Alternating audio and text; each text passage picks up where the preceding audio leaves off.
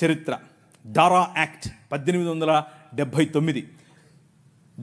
డారా అంటే Deccan agricultural reforms act దాని పేరు.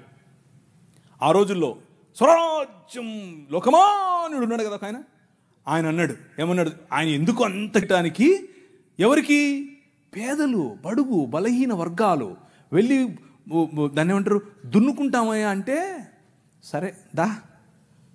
అదేదో ఆ రోజుల్లో సినిమా వచ్చింది సబ్బు పౌడరు చూపించి వాళ్ళ దగ్గర భూములు తీసుకునేవాడు. ఆ టైప్ ఈడు.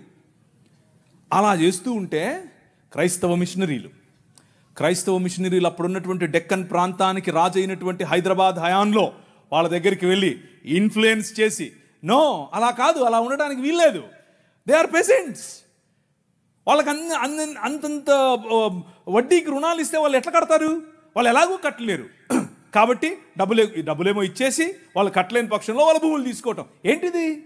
This is not righteousness, this is not right. అది న్యాయం కాదు. ఆయన భుజముల మీద రాజ్యభారముండును. ఆయన భుజములు ఎక్కడ ఫ్రిడ్జ్లో పెట్టొచ్చుంటాడా? నువ్వే.